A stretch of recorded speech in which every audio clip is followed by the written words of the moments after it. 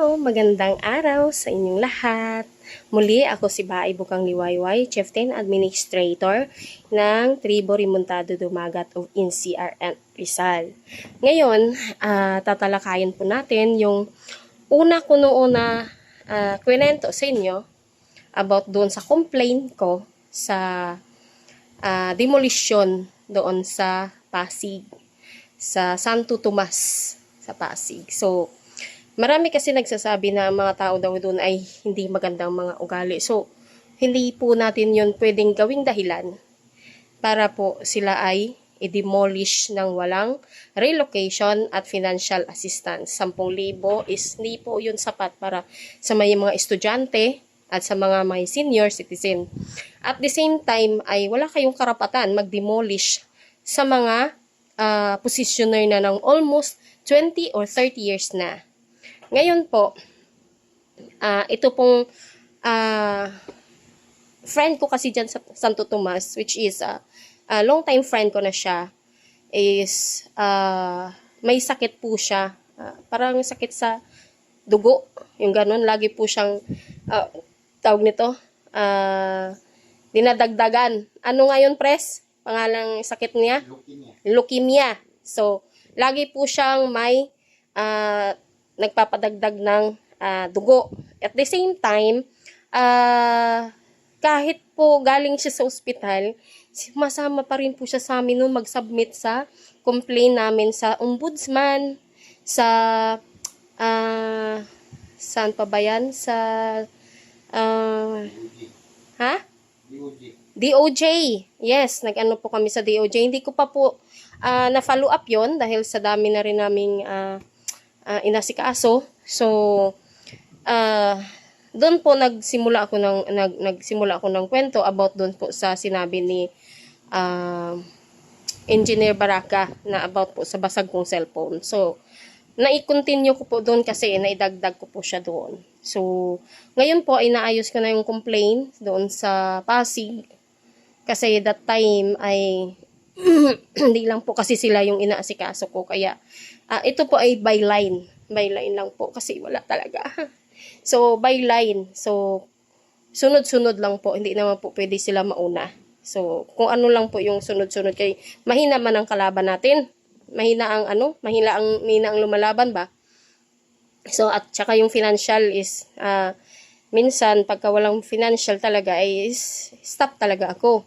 Pagkadating na ng aming allowance, so doon na naman kami mag-start. So ngayon, dito na po yung dahilan ko na pinakita ko po yung nag-donate po kami ng bigas, ng dilata at noodles. So within 3 days yun na sunod-sunod 3 days kasi naawa po kami dun sa mga senior na hindi makababa. Kawawa po sila.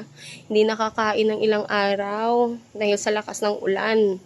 At nakita nyo naman na nagtarapal na lang sila habang malakas ang ulan. Makapal ang mukha nito ni Sheriff Makapal ang mukha ni Sheriff Hindi naawa sa mga tao na ganun.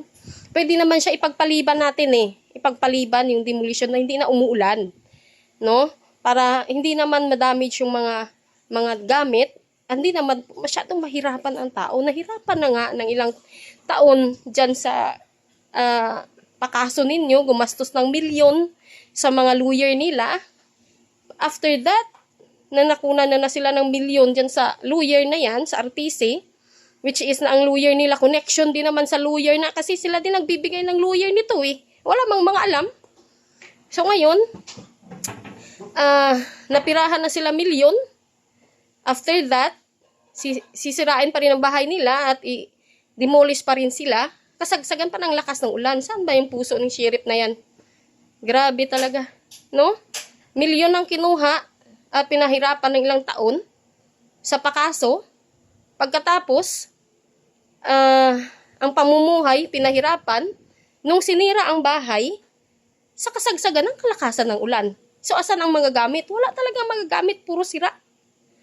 So, yan po ang reality po ng buhay ng mga katribuhan dito sa NCR Rizal.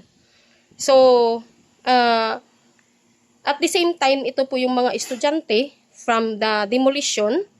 Hindi po lahat kasi nahanap ko Ang iba siguro nandoon sa isang cellphone ko na nasira na pinaayos ko.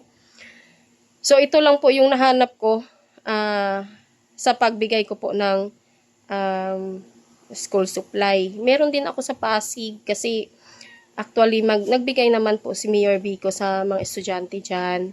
Kaya lang hindi daw complete na katulad ng binibigay ko. So, ito po yun. Ang video ko po sa inyo. So, Ma'am, thank you po sa school supply na binigay nyo. Napakasulit. Grabe. Hindi po kami magsisisi. Ang daming laman, no? Tingnan mo, oh. Kumpletong-kumpleto. Kumusta naman yung pinamigay nila, Mayor? Ayo. Meron? Meron po ba? Wala Meron sa, po ba pinamigay? wala sa mono. May Sa Antipolo container. lang meron. Okay. At sa atin. Ay, I don't think so. Ilan sa mga tayo umaga? Iabot nyo sa akin, bibilang. Ang ganda ng school supplies namin. Wow. Wow! Wow, ang ganda ng para sa grade 3. Ayan, Ang no? grade 3 to, te. Yes. May nakalagay na eh. Ganda. Ted! Uy, medyo na. Meron te. Ano, segregate na pala. Segregate na. Meron yan dyan. One.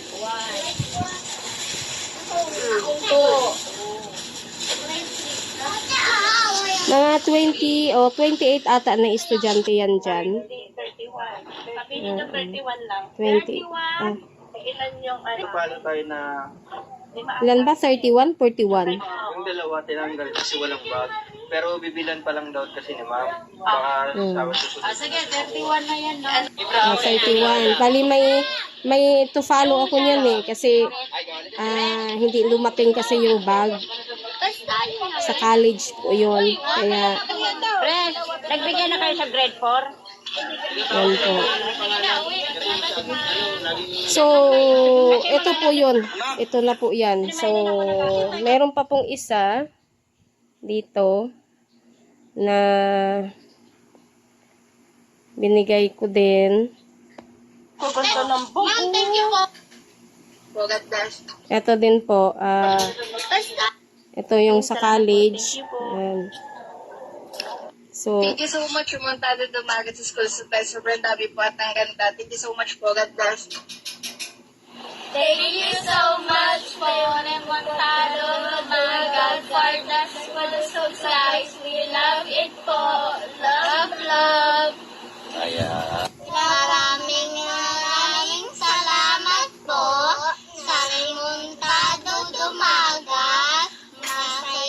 Masaya po kami sa natanggap naming school supplies. Love you po. nakaka-touch po kasi noon po ay hindi po kami, pag nagbigay po kami noon ng mga naiyak ako. Pag nagbigay po kami noon ng tulong sa mga estudyante, lalo na sa mga senior citizen, sa may sakit, hindi po ako nagpapa-record. Hindi ko po pinapa-record, hindi ko po pinapa-picture, hindi po ako nagpapa-video kasi ano po ako eh. Alam niyo yun? Yung halaga kasi ay hindi po mapresyohan sa saya na mayroon po sila. So, hindi talaga ako dati nagpapa-record, ako nagpapa-receive nagbigay po kami kasi para po sa akin. Pag nagbigay po tayo, hayaan po natin si Lord Jesus ang babalik niyan para sa atin. Pagka nagbilang ka kasi ng tulong mo, erase na, wala nang dapat ang bayaran ang Panginoon sa iyo. So, kaya hindi po ako nagre-record ng mga binibigay po namin ng company, na which is po ay ang presidente ko po diyan ay si Dato Mulawin na si Efren Fernandez po. Siya pong katuwang ko. So, sa mga may sakit din, at may mga katribuhan po kami na mga senior, minsan may mga sakit sa ospital, kami din po nag-assist, kami din po tumutulong. Kasi minsan sa ospital po ay hindi po sila tinatanggap ko, walang down payment, wala pong pera. So, dahil po ako ang chief teen administrator, so ako po yung natatakbuhan. So, yun po ang reason kung bakit hindi hindi po ako nakakabili ng mga bagong cellphone ko po para dito, kundi pinagtsatsagaan ko po ito kasi mas nangailangan po yung katribo ko po members sa mga sa halaga po ng cellphone po na yan. So, ito din po pa po sila. Masaya po kami. Natanggap namin na school supplies. Papasok na po kami. Yan po, nasa tricycle na po sila. Napakasaya po sa pakiramdam po yung ganong sitwasyon. Anong pangalan mo? Rana. Rona? Pakita mo sa akin. Wow, ang lalaki ng Crayola, oh. Wow, ang dami.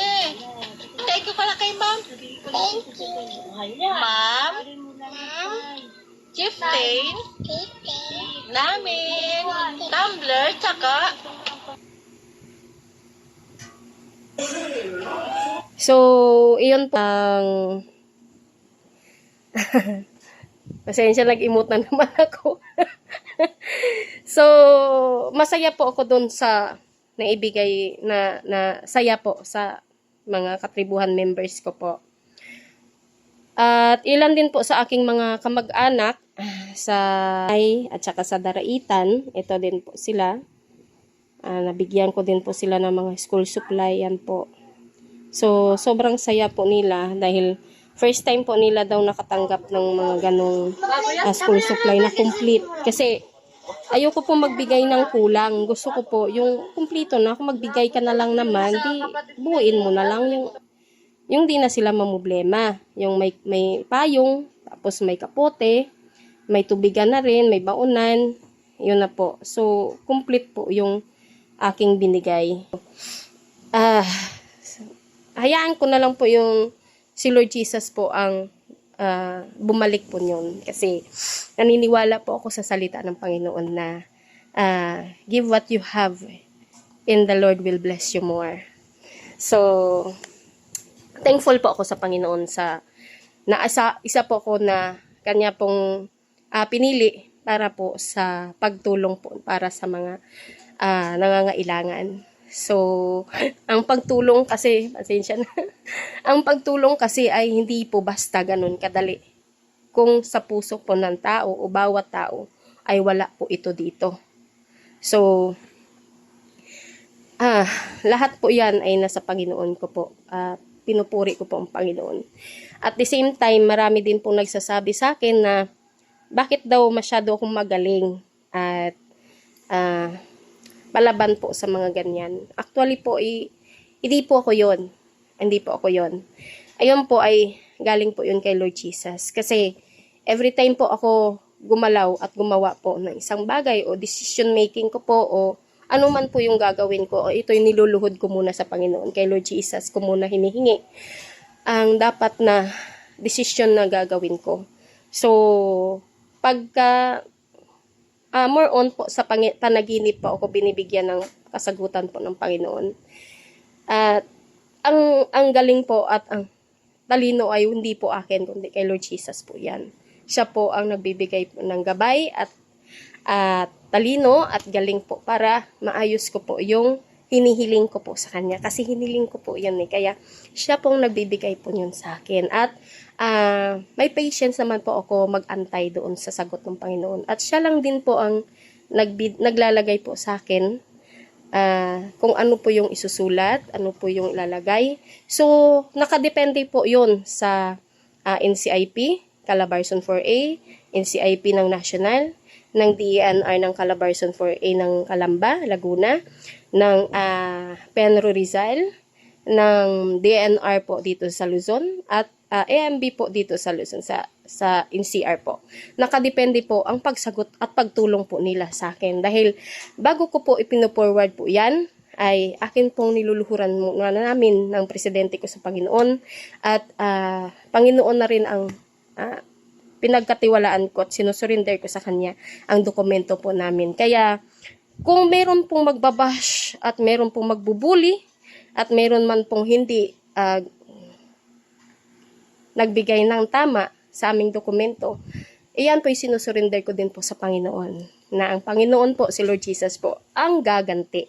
So, nasalita din yan po ng Panginoon. Ang sabi ng Panginoon sa salita po niya na nasa Kanya po ang paghihiganti. Kaya ipagkaloob po natin sa Kanya. Kaya lahat po ng aking transaksyon, lahat po ng aking dokumento ay ipinagkakaloob ko po sa Panginoon. Sinusurrender ko po ito lahat. Kaya salamat po sa lahat sa pakinig na namang oras nito sa akin. And God bless sa lahat.